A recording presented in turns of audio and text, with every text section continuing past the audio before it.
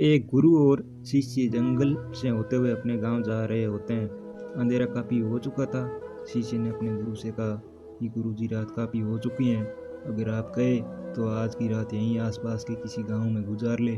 गुरुजी ने अपना सिर हिलाया और वो आसपास के गांव में एक छोटे से घर के पास जाकर रुके।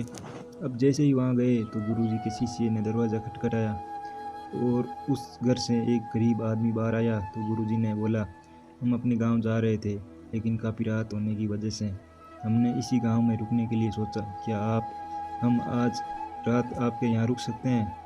गरीब आदमी बोला, हाँ क्यों नहीं, आप दोनों अंदर आ जाइए। अब जैसे ही गुरु अंदर गए तो उन्होंने देखा कि उस आदमी के घर में बहुत गरीबी थी।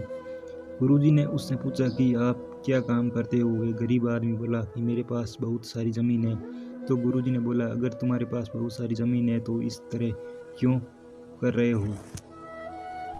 वे आदमी बोला, ये किसी काम की नहीं है। गांव वाले बोलते हैं कि ये बंजर ज़मीन है, यहाँ पर कुछ नहीं उगाई जा सकती और वहाँ फसल उगाना बहुत बड़ी बेवकूफ़ी है।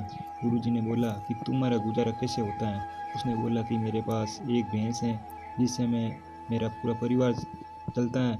ये सुनने के बाद गुरुजी सो जाते हैं और रात में जब सब लोग सो रहे होते हैं तब गुरुजी अपने शिष्य को उठाते हैं और वहाँ उस गरीब आदमी की भैंस लेकर अपने गांव चले जाते हैं। शिष्य अपने गुरु से पूछता है कि गुरुजी, कहीं आप ये गलत तो नहीं कर रहे हैं? उस गरीब आदमी की रोजी रोटी इसी भैंस की वजह से चलती है। तो गुरुजी अपने शिष्य की तरफ देखते हुए मुस्कुराते हुए आगे बढ़ जाते हैं। उस बात को तकरीबन 10 साल गुजर जाती हैं और गुरु और शिष्य था वह बहुत बड़ा गुरु बन चुका था। एक दिन उन्हें उस गरीब आदमी की याद आती है कि मेरे गुरु ने उस आदमी के साथ अच्छा नहीं किया था, मुझे एक बार चलकर देखना चाहिए वह आदमी अब किस परिस्थिति में है।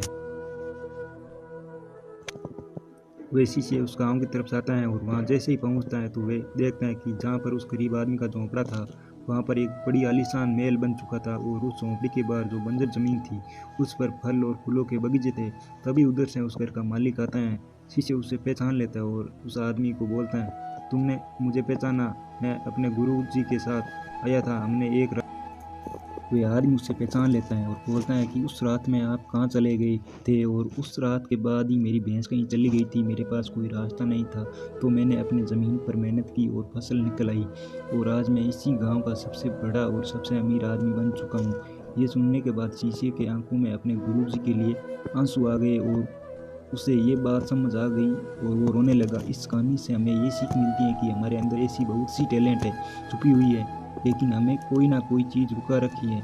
वो आपके फैमिली वाले भी हो सकते हैं, आपको जॉब भी हो सकती है, कुछ भी हो सकता है, लेकिन आपके पास भी तो भैंस जैसी कोई दूसरी चीज़ तो नहीं है जिसमें आपको आगे बढ़ने से रोक कर रखा है।